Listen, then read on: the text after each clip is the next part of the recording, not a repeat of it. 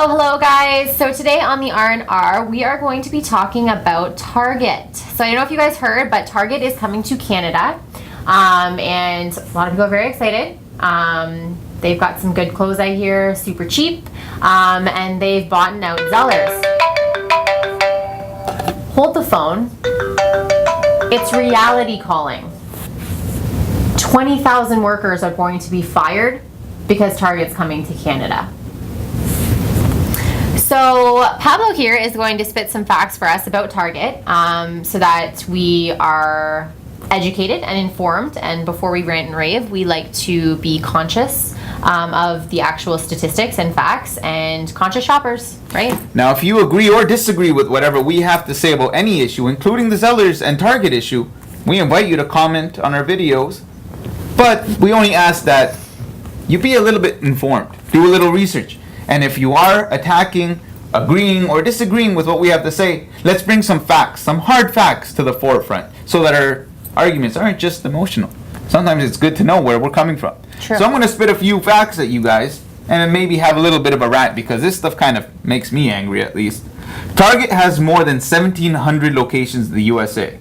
Target paid $1.83 billion to purchase Zellers stores here in Canada. Target Corporation is going to buy up to 220 Zellers stores out of the 279 that are in Canada. By 2014, Target plans to open between 100 to 150 stores. Target expects that they'll have 20,000 new employees. But before they turn in Zellers into Targets, there's 10,000 Zeller workers that are losing their jobs. Zellers claims that this is just a real estate transaction. And it's here that I have the biggest bone to pick. Right. Me too. So let's take those numbers for a second. So Target is coming to Canada. They purchased more than 220 Zellers stores. They are going to hire 20,000 new employees.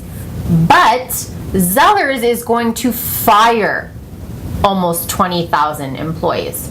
So the obvious question to me, and I'm hoping to you, is why don't they just keep the Zellers employees? Why don't the Zellers employees become Target employees? They've worked in this retail location. They've worked retail for so many years.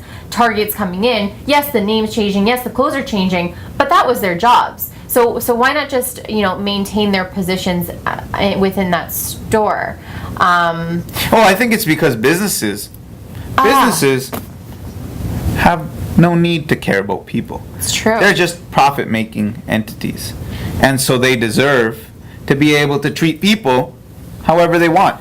And, if they do fire Zellers employees who have built up seniority, who have demanded fair wages, who have worked there for so many years, I mean, that's a lot to take on. So if they fire all those people, they can hire new, young people who don't get benefits, who can work part-time, who don't deserve better wages, who have no seniority, and who aren't going to cause a fuss.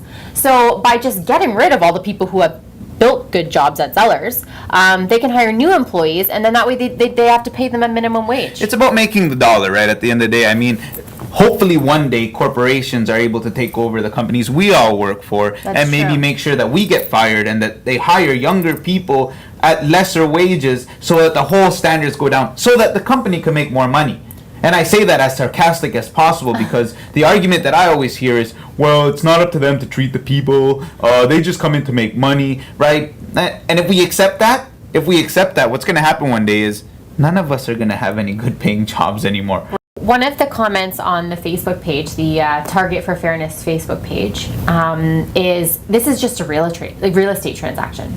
Target has no legal obligation to these employees, and they shouldn't. What about a moral obligation? What about if we saw these employees as human beings and we stopped defending corporations? It itches me to no end when people start to defend corporations and say that, well, corporations have any right to do whatever they want and this is just a legal transaction and Target can do whatever it wants. Why are we talking like that? We're human beings. We're all workers. We're all employees. why don't we have each other's backs and start to say, okay, well, why doesn't Target have a moral obligation? Some of these employees, they're women in their 50s who have been there for 25 years. They don't necessarily have a university degree. What are they going to do after they get fired from Zellers? You know what's funny? I find it funny that when you buy something and it's too small for you, or you didn't like it, or it gets damaged, people run back to these retail stores and demand refunds. And demand them as if the corporation owes them something. Very same people that I've seen say things like workers are workers and that the businesses are allowed to do whatever they want. It's kind of funny to me. How is it that all of a sudden the employers who are the retail business that you've purchased something from have a moral obligation to provide you customer service to make you feel good because you're a customer, right? That's kind of BS. Or that they have to have the customers always right policy all of a sudden, right? Now there's a moral obligation to be nice to you because you're a human being and you deserve respect and you deserve me to treat you properly. But an employee who makes the retail business actually their money and who actually allows them to have clients and therefore also makes it possible for you to shop there doesn't deserve that respect or dignity or equal treatment. Instead, when I buy something, I demand it. What about the fact that there has to be some type of moral obligation in that relationship instead of looking at it like, no, you can't get a refund, you can't get a return. It's just a cash transaction. It was just an exchanging of cash for something. You took it, you left, that's it. Much like many people say, well, that's just a retail transaction. Who cares about the people? I would say then, who cares about the customer that comes and says, hey, you gave me the wrong thing? The retailer should and could then theoretically with that mentality say, cash transaction, that's all it was. Right.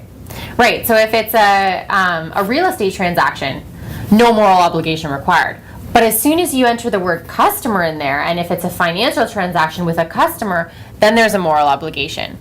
Do you see how hypocritical that is, and how we continue to defend the corporation or our own interests, but when it comes to workers, we don't have that. And the craziest part about it is that we're all workers, all of us.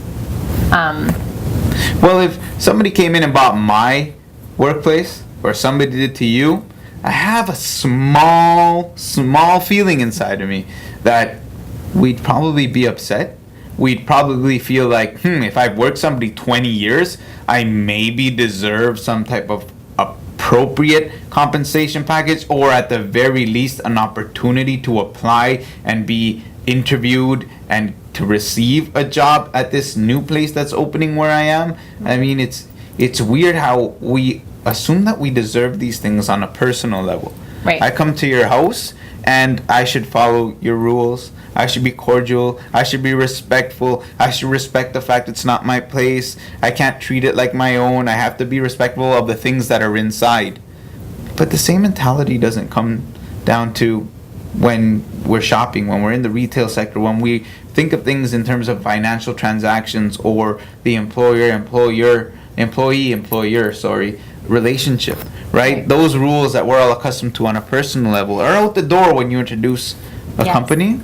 Because corporations, let's just continue to defend them, right? They get to do whatever they want. That's the mentality we have. That's the argument we've been hearing. Corporations can and the person who's greedy is the person that wants their job or wants maybe a dollar increase. The greedy person isn't a CEO that sits there making $25 billion or millions of dollars a year and says, let's close this shop and leave 20,000 people without a job. Who cares about their children? No, we're just a business. My bank account as a person has 25 million, but that doesn't count as the business. That's just me because I deserve it. Right.